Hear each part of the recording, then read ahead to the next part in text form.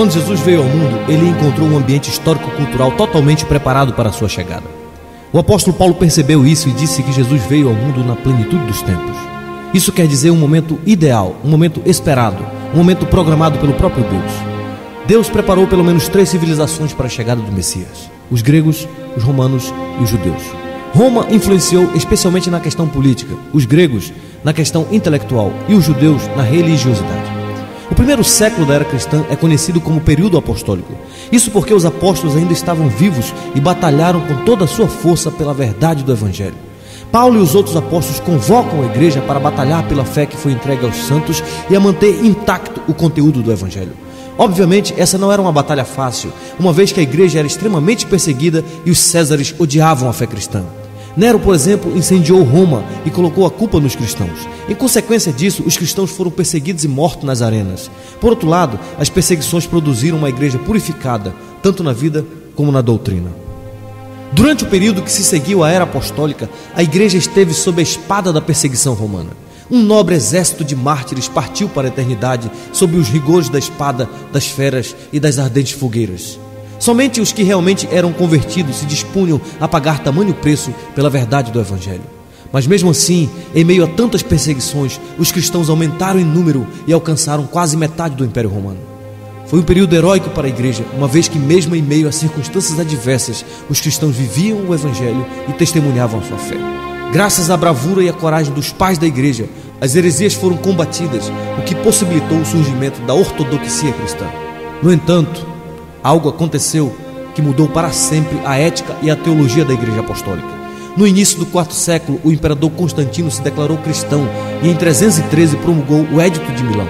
Isso dava liberdade de culto aos cristãos. Os cristãos então foram integrados à sociedade romana.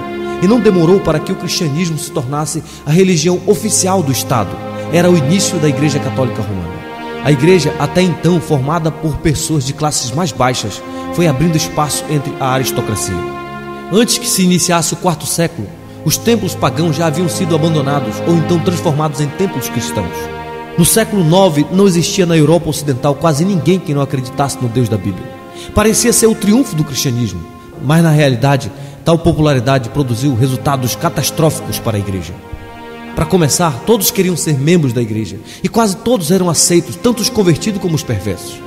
Homens mundanos e ambiciosos desejavam cargos na igreja a fim de obter influência social e política. Por volta do final da Idade Média, o cristianismo estava completamente fora dos padrões que os apóstolos deixaram. Mesmo dentro do clero, a condição moral era uma realidade alarmante. Embriaguez e adultério eram os menores vícios de uma liderança que havia apodrecido quase por completo. Mesmo os que se separaram do mundo em busca de uma espiritualidade sadia foram contaminados. A Trindade Santíssima não era mais o único objeto de culto. Maria e outros santos passaram a ocupar lugar de adoração no culto de Deus. As peregrinações a lugares sagrados conferiam graça aos fiéis.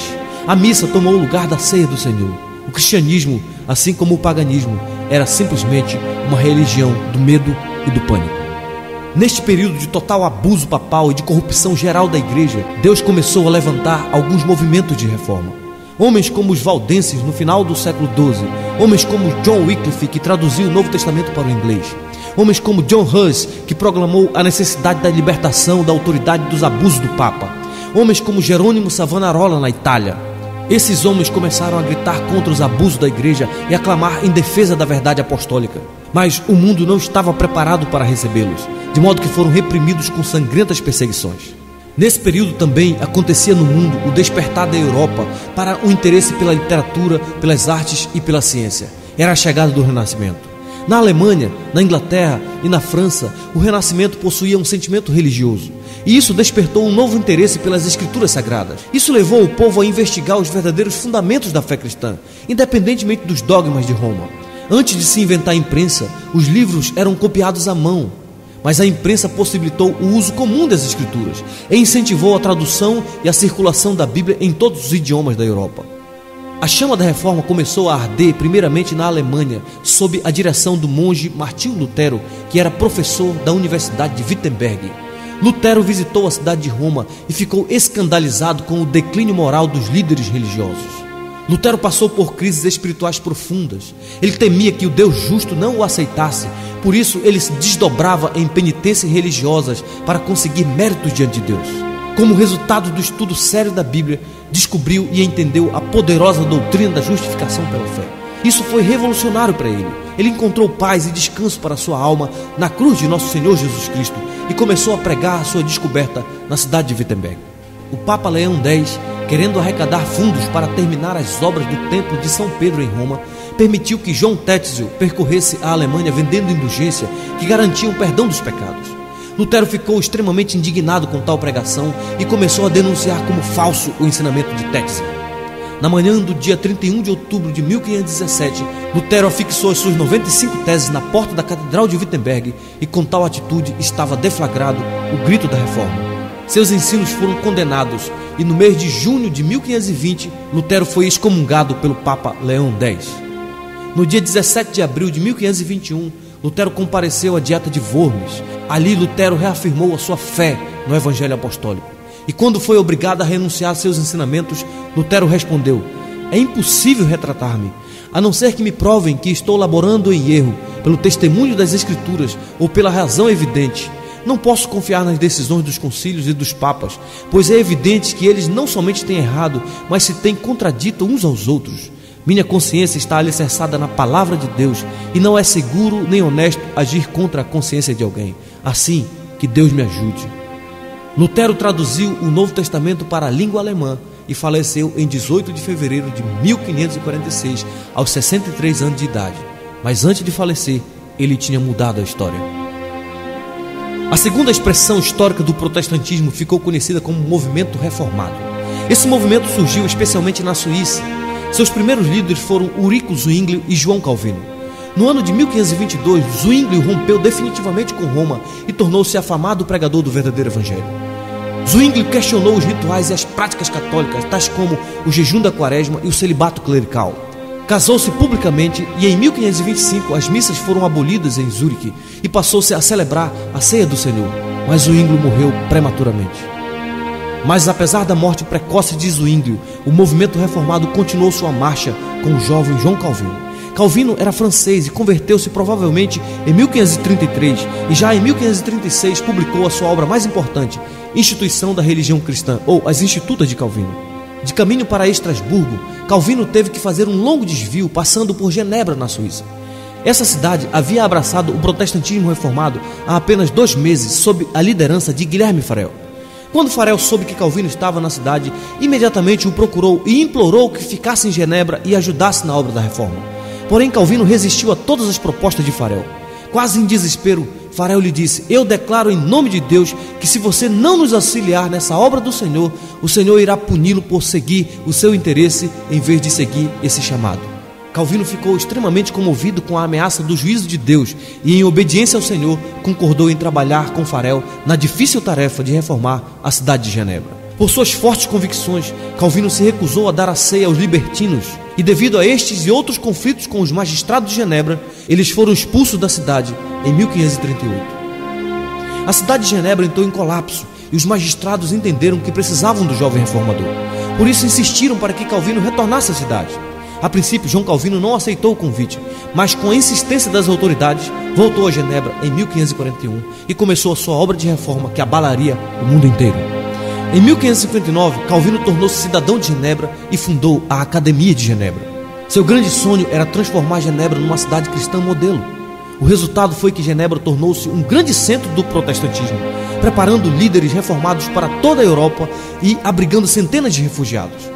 Calvino entendia que o evangelho não é uma doutrina de língua, mas de vida. Por isso, o calvinismo veio a ser o mais completo sistema teológico protestante, tendo por princípio básico a soberania de Deus e suas implicações em todas as áreas da vida humana. Nas palavras de John Knox, Calvino fez de Genebra a mais perfeita escola de Cristo na terra desde os apóstolos. Calvino morreu em 27 de maio de 1564, mas antes de morrer, mudou a história da Europa e de todo o mundo ocidental. Nesse período, a reforma ainda não havia chegado na Inglaterra, e quem deu o passo decisivo foi o rei Henrique VIII. Henrique VIII era casado com a princesa espanhola Catarina de Aragão. Catarina não conseguiu dar-lhe um filho varão, e isso começou a preocupar os estadistas ingleses. Henrique pediu ao Papa Clemente VII que anulasse o seu casamento para que pudesse casar-se com Ana Bolena, mas por razões políticas o Papa negou. O rei então rompeu relações com o Papa e em 1534 o parlamento aprovou o chamado Ato de Supremacia e o rei foi declarado protetor e chefe supremo da Igreja da Inglaterra. Após sua morte, Henrique VIII foi sucedido por seu filho Eduardo VI. Os tutores do jovem aproveitaram para implantar a reforma na Inglaterra e puseram fim às perseguições contra os protestantes. Mas Eduardo era doentio e morreu ainda jovem, sendo sucedido por sua irmã Maria Tudo. Maria era filha de Catarina de Aragão e era uma mulher terrível, tão mal que ficou conhecida como a Sanguinária. Fez de tudo para restabelecer o catolicismo na Inglaterra. Perseguiu os líderes protestantes e em seu governo mais de 300 protestantes sofreram martírio. Os reformados foram expulsos da Inglaterra e muitos se refugiaram em Genebra, Estrasburgo e outras cidades protestantes onde tiveram um contato mais sólido com a teologia calvinista. Na providência de Deus, a Sanguinária morreu e logo subiu ao trono sua irmã Elizabeth I, filha de Ana Bolena. Foi nessa época que a Inglaterra tornou-se definitivamente protestante. Mas o movimento de reforma na Inglaterra cresceu graças aos esforços dos chamados puritanos.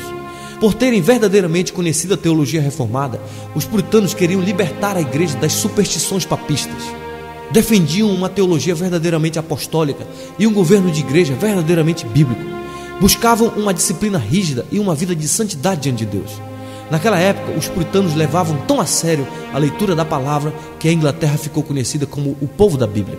O alvo dos puritanos era colocar a Bíblia como a única regra de fé e prática. Segundo eles, tudo o que as comunidades precisavam era de um pregador zeloso pela palavra de Deus e nada mais. Por suas fortes convicções, os puritanos foram reprimidos na Inglaterra e muitos deles foram para a América do Norte, onde iniciaram a história da nação americana. Foi na época dos puritanos que foi convocada a famosa Assembleia de Westminster, de 1643 a 1649. Essa célebre Assembleia elaborou uma série de documentos calvinistas para a Igreja da Inglaterra. Dentre esses documentos temos a Confissão de Fé de Westminster, o Diretório de Culto, o Catecismo Maior e o Breve Catecismo de Westminster. Igrejas reformadas do mundo inteiro, inclusive a Igreja Presbiteriana do Brasil, até hoje adotam esses documentos como expressão da sua fé. No início do século XVII, surgiu uma forte controvérsia por causa dos discípulos de um homem chamado Tiago Armínio, que afirmava que o homem pode cooperar com Deus na obra da salvação. Para resolver essa controvérsia, convocou-se então o Sínodo de Dort, na Holanda, que rejeitou as ideias de Armínio e afirmou os chamados 5 pontos do calvinismo, que são eles: total depravação, incondicional eleição, limitada expiação, graça irresistível e perseverança dos santos. Aquilo que os nossos pais pregaram e viveram estava alicerçado em alguns fundamentos. O primeiro fundamento era a absoluta autoridade e suficiência das Sagradas Escrituras. A Bíblia é a palavra de Deus, a única regra de fé e prática, e não temos necessidade de outros meios de revelação, pois ela é perfeita em todos os seus aspectos. O segundo fundamento dos nossos pais é a absoluta suficiência de Cristo, solos Cristos. Os reformadores nos ensinaram que nossa salvação não depende nem do Papa, nem dos bispos, nem dos santos e nem da intercessão de Maria. Pelo contrário, a salvação é realizada unicamente pela obra mediatória e consumada de Cristo na cruz do Calvário. O terceiro fundamento é a suficiência da soberana graça de Deus. Juntamente com todos os apóstolos do primeiro século, os reformadores ensinaram que os seres humanos nascem espiritualmente mortos em delitos e pecados e por isso não são capazes de ajudar a Deus na obra da salvação.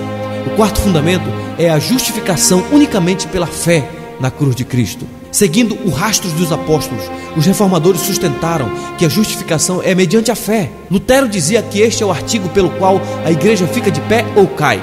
Deus nos declara justo por causa da justiça de Cristo imputada a nós. E por último, os reformadores tinham uma visão elevada da soberania de Deus. Nos ensinaram que Deus está infinitamente além de qualquer coisa que nossa mente carnal possa compreender. O principal lema dos reformadores era só lhe deu glória. Somente a Deus a glória. Só Deus é soberano. Só Deus é criador. Só Deus é sustentador. Tudo que existe pertence a Ele, portanto somente Ele é digno de toda a glória. Eles procuraram colocar em prática em todas as áreas da vida aquilo que Paulo diz em 1 Coríntios capítulo 10, versículo 31. Portanto, quer comais, quer bebais, ou façais qualquer outra coisa, fazei tudo para a glória de Deus. Eles casavam, trabalhavam, comiam, descansavam, escolhiam sua profissão, criavam filhos, educavam seus filhos, ganhavam dinheiro e investiam tudo para a glória de Deus. Eram práticos e dinâmicos. Fundaram universidades, criaram escolas e cultivaram um forte espírito missionário. Que Deus levante homens e mulheres de vigor e de coragem para abraçarmos a causa do reino de Deus na terra, aqui e agora, em nossa geração.